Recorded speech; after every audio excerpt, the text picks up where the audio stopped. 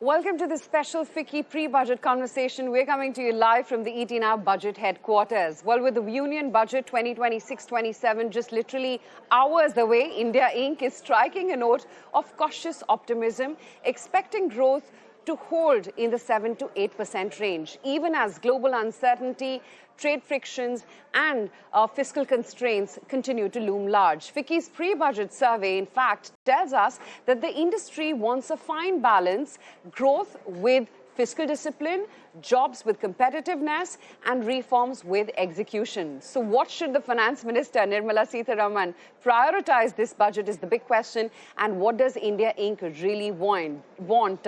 Joining me today are three of the most influential voices in Indian business and policy. Please welcome Mr. Anant Goenka, President FICCI and Vice Chairman RPG Group. We also have with us Mr. Sandip Somany, past President FICCI and Chairman and Managing Director, Somany Impresa Group, and also Ms. Naina Lal Kidwai, past President FICCI and Chairperson, Rothschild and Company, and founder and Chairperson, India Sanitation Coalition, Rothschild and Company Private Limited, joining in on the show right now. Panelists, thank you so much for your time and good afternoon to all of you. Anant, if I could come to you for the big picture, growth, confidence and fiscal math. To start off with, FICCI's survey itself is showing nearly 80% of industry is optimistic, with 50% expecting 7 to 8% GDP growth next year. Tell me what's driving this kind of confidence and what could actually still derail it? Right. So I think the government has done a lot in the last 1 year, which was giving confidence largely on the consumption side. If you look at what was happened in the budget with respect to revised income tax slabs and then GST 2.0, nearly about 1.5 lakh crores was put in the hands of the consumers. The biggest challenge that we faced was not enough private capex, but now with consumption going up, we are seeing that story slowly change. Capacity level utilizations have gone up, and we believe that going forward, there will be much more private capex participation in the overall growth story. So I think to that extent, the mood is fairly positive. Macroeconomics are strong, and I think that the continued focus on manufacturing and exports is what we are looking forward to going forward in the coming year. Right. Naina, if, I could pick up on the same time or the same point with you. What we're seeing right now is industry is backing fiscal prudence with expectations that the 4.4% deficit target will be met. How critical is fiscal credibility today for investor confidence, especially global capital at this juncture? Right, so fiscal credibility continues to be important. The government has focused on that continuously for the last 5 years, from about 9% fiscal deficit now to about a target of 4.4%. That has been a critical mission for the government, and I think that is continuing. In my view, a little bit of slippage is also okay from the target because we've been fairly disciplined, but largely we hope that, or we believe that the fiscal deficit targets will continue to be very closely met and continue to be a focus area for the government. Naina, if I could ask the same question to you, how critical do you think is fiscal credibility for global capital to come back? Ms. Kidwai? Sorry, I didn't realize you were waiting for me. I think fiscal credibility is important at a time when geopolitical factors have a play, because at the end of the day, we need to be able to withstand shocks as well. And we have, in fact, already seen the benefit this year of our global ratings, credit ratings, seeing improvement. And these are indications of the fact that our macroeconomic policies, which have been strong, reflecting both in growth and fiscal prudence, are being rewarded. So I do think this is important. But in itself, the shocks that come from external factors, despite our macroeconomic stability and indeed strong performance, is reflected, unfortunately, in currency and the volatility therein, which has been wiping out a lot of the gains, at least for the foreign investor communities, which is why we've been seeing a lackluster performance from offshore. So the global outlook worries about rupee and the rupee stability, but certainly looks at the importance of India as a strong domestic market which they want to play in. In order to counter this, I think exactly as President FICCI Anant just mentioned, the whole play on exports becomes very important. So both as a manufacturer for Atmanirbhar plans, whether it's in the electronic sector or indeed for some of our traditional sectors which have seen some headwinds because of tariffs from the US, I mean apparel, leather, etc. All these sectors, some need support, others like electronics, where we've seen good success. FICCI has been pushing to get specific SEZ set up to make sure that we can get a cluster approach going, which helps the electronic sector go into the export market with a stronger footing. And the FICCI survey actually showed up that there's much to be done in terms of customs and duty streamlining in terms of the input we have got from the CEOs that were surveyed. So this is something that is clearly in our court to clean up. The entire duty structures and the way we implement this is important also to streamline and encourage exports of products. Sandip Somany, if I could get you into the discussion, do you believe that India has the fiscal headroom to push growth without compromising stability at this juncture? I assume it's for me. Yes, Sandip, for you. Yeah, I think so. The government has done a very good job in reducing the fiscal deficit. And frankly, there is headroom available now for them. They have been on a very good path. And I think the focus in these times of turmoil, external turmoil, should be on focusing on the domestic economy, improving our infrastructure, improving our logistic costs, making India more competitive. And if that, if the fiscal deficit goes a little here and there, I don't think there would be any negative marks globally given to India for that. Currently, our domestic economy is doing well. Consumption is going up. The GST 2.0 reforms were very well timed and well accepted, and they have given benefit to the lower end of India. And consumption at the upper end, in any case, is quite bullish and buoyant. So I think we need to support that, particularly because of the issues of tariffs in various parts of the world. The exports are under a little bit of pressure. And as we find more markets, which does take time, I think we will have to do the heavy lifting will be done by the domestic consumers. And we're very hopeful that they will live up to this. So I think fiscal deficit is important, but it's not the only parameter on which we should judge the economy. Understood. Then that's a very valid point. Anant, if I could get you back into the discussion on jobs, capex, and the manufacturing push. Tell me, job creation, infrastructure, manufacturing, they clearly emerge as top priorities. From an industry standpoint, Anant, where should the budget place its biggest bet to try and create quality employment, which clearly seems to be the need of the hour right now? Right. So two areas come in mind which will really propel manufacturing. One is an increased focus on defense expenditure. We've seen the world has changed in the last year with respect to many wars happening. Technologically, there have been changes with respect to drones, unmanned aerial vehicles, and so on. So increasing the outlay for defense is one area that will help boost manufacturing. In addition, defense research with DRDO, etc., will make is one of FICCI's recommendations. The second is we've seen a lot of success on the EMS side. Can we create a mega industrial park, much like Shenzhen or the one we have in Vietnam, where we get together all key electrical components player closer to each other in a value chain, which can result in higher value addition and scale advantages for the industry. The third is on the export front with respect to the ROTDEP scheme. We feel that some more outlay will certainly help in export promotion, which will then in turn help manufacturing as well. And finally, I'd say continuation of the reform agenda that the government has been on. They've had the labor codes, but some more can be done with respect to power and land acquisition over the course of the year.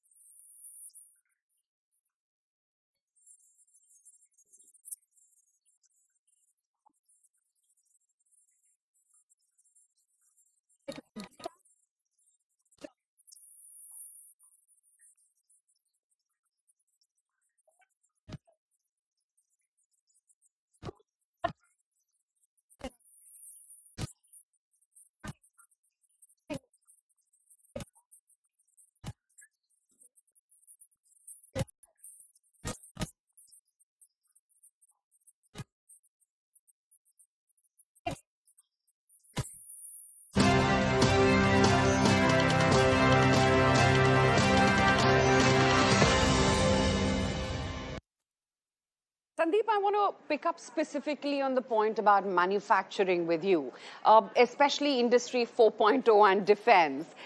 Features very prominently in FICCI's recommendations, and I was going through that note. Are current incentives, you think, enough, or does India need a more aggressive manufacturing roadmap, Sandeep?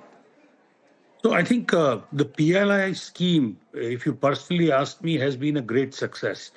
As of September this year, 12.6 lakh jobs have been created and over 2 lakh crores have been invested. I think this is a good move by the government, and more sectors should be covered in PLI, particularly those which are very critical to India's export competitiveness or India's safety and security. So, for example, only 120 crores is being allocated for drone manufacturing in PLI. That, of course, is too small. Similarly, there is talk now of critical minerals, rare earths, and we should have PLIs for that and encourage investment domestically into these sectors. I think manufacturing, we all talk about it, but unfortunately, it has more or less remained static as a percentage of GDP.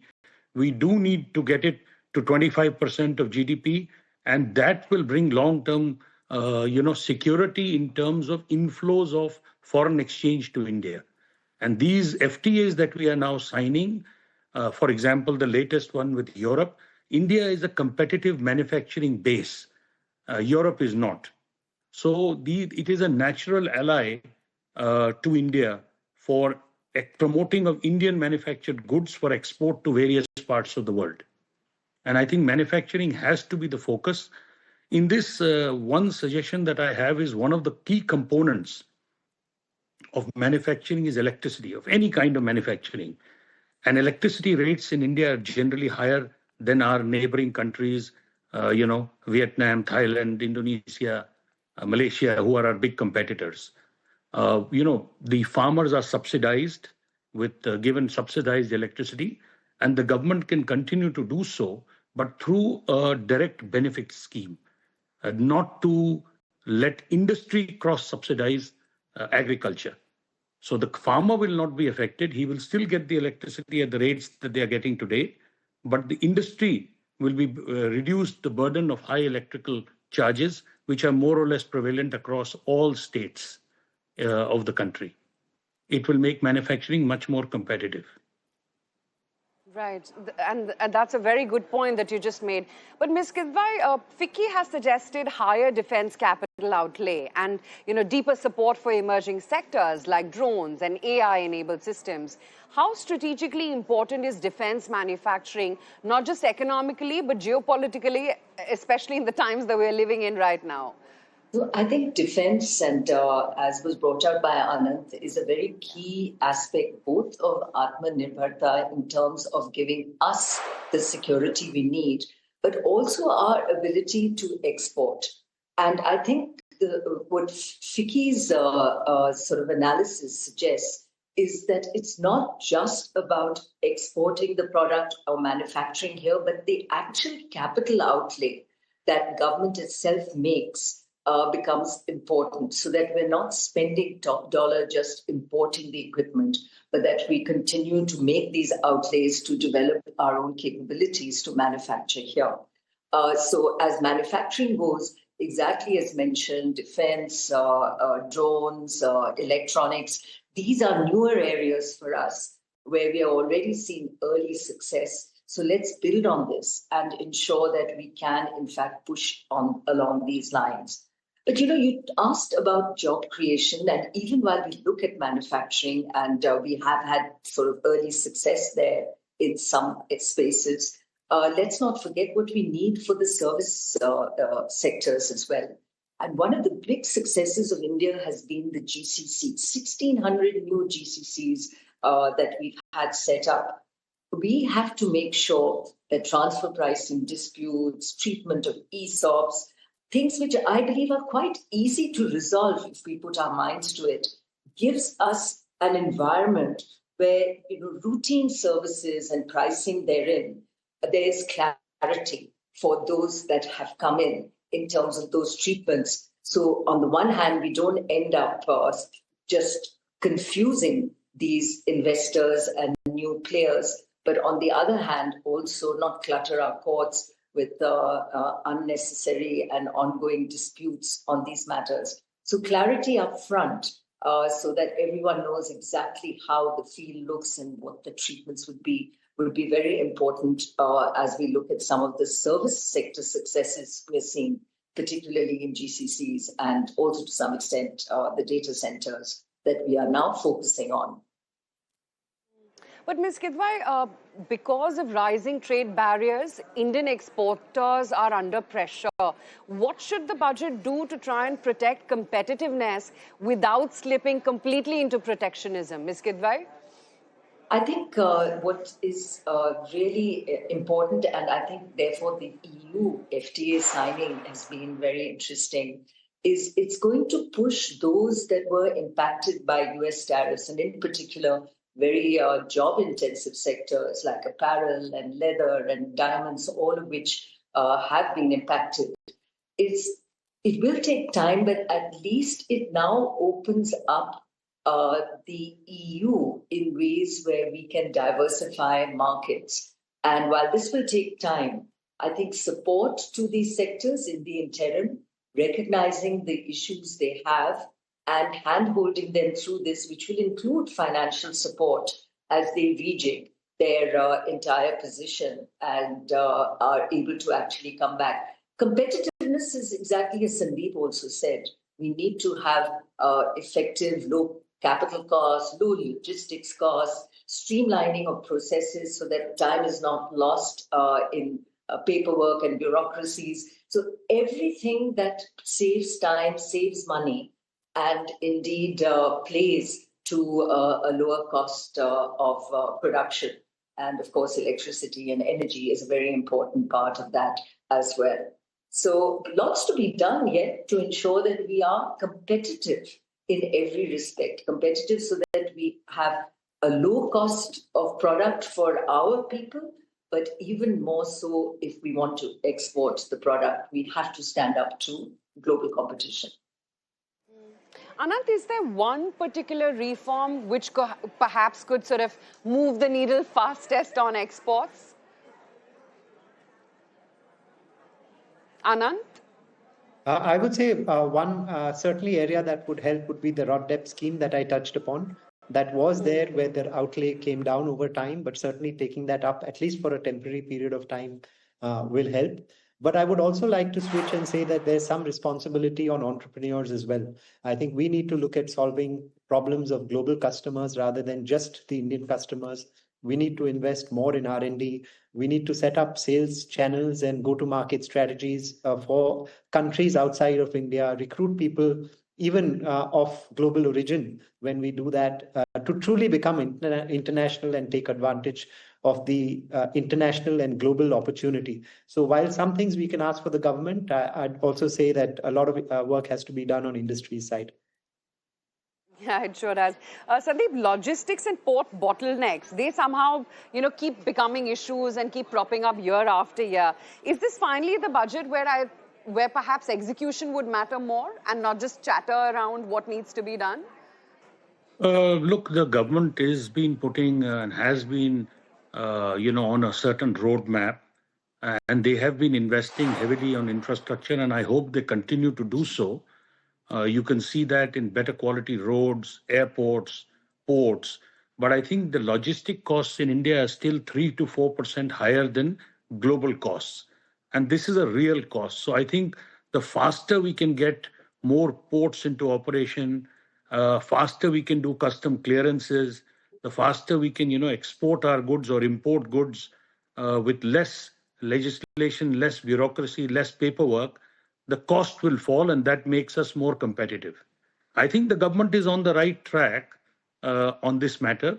You can see the amount of work that has been done on roads, on ports, on airports. A lot of small places are now being connected with airports. So I think directionally we are going on the right track. I think the only thing is that the matter needs to be further speeded up, and paperwork needs to be reduced in terms of export procedures and import procedures.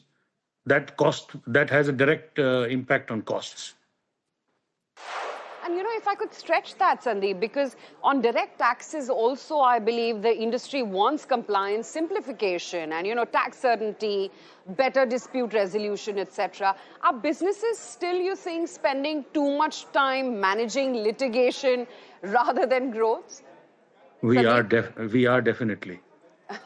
Without any question. In fact, FICCI had prepared a note which said that the CITA is 40% understaffed and 18 lakh crores is in dispute just in the direct taxes. So, if the government appoints more people, not only will it create jobs, but some of this money will come back to people's hands. And in many cases, the government will win these cases and the money will go back to the government. And actually, on a larger point, I think nothing to do with the government, but I think the government and the judiciary must also work together to reduce pendency in cases. India's pendency in cases is not something that we should all be proud of. And these are all disputes which cause contingent liabilities in companies' balance sheet, people's personal balance sheets, reduce valuation of companies, and unnecessarily give India a bad name in terms of enforcement of business contracts, where we actually were very poor when this rating was done earlier. Now these ratings have been stopped. Yeah, and hopefully AI should come to the rescue at some point, I guess, on this. But Naina, digitization has helped in some way, one would say, but tax unpredictability remains a very key concern for global investors. How important is clarity and stability on the tax policies for, capital inflows? Very critical, and sadly an area which over the last 20 years of my playing into global markets, this has been a crib in every meeting that we have. So it's got better, but it's certainly not where it needs to be. So I think applying our minds upfront, providing that clarity, not leaving it to interpretation on a case-by-case basis, and that clarity coming only 2-3 years later.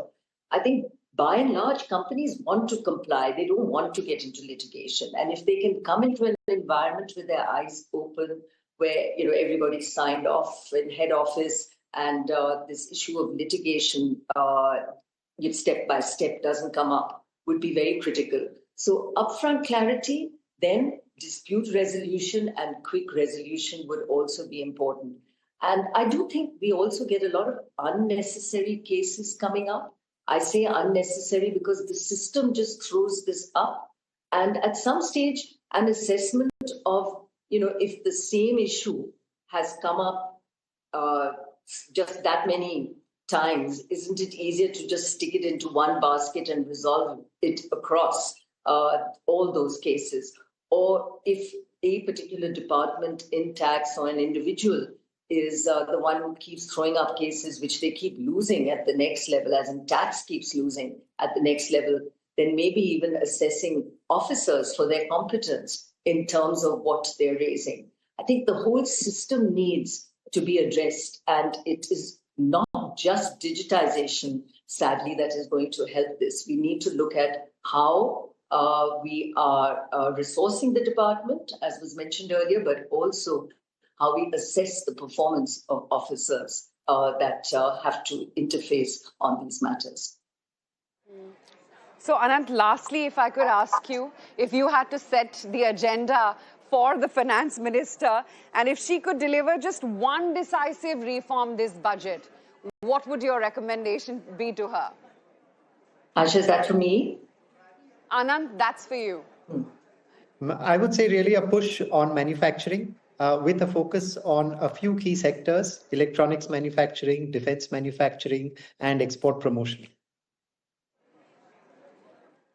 Okay, precise. Naina, you want to add to that? Well, one thing we haven't mentioned, which is very close to my heart, is the bond markets. And I would really like to see that focus coming up. We've had great success in our equity markets, and the way our equity domestic markets have stepped in, even while foreign investors have bailed out. The bond markets can see a lot more attention. One is on tax itself, where the treatment of the capital gains tax treatment on bonds could be brought closer at par as they used to be to our equity treatment, but also to enable and allow some of our large funds, pension funds, etc., to invest in non-convertible debentures, InvITs, REITs, to diversify their debt portfolios so that we can bring more vibrancy into our domestic debt markets. So I would like to see some action on that front. I couldn't agree more. But Ms. Kidwai, thank you so much for your time. Sandip, great to be speaking with you. Anand, pleasure having you on the show as always. Thank you all three of you. Thank you, Aisha. Thank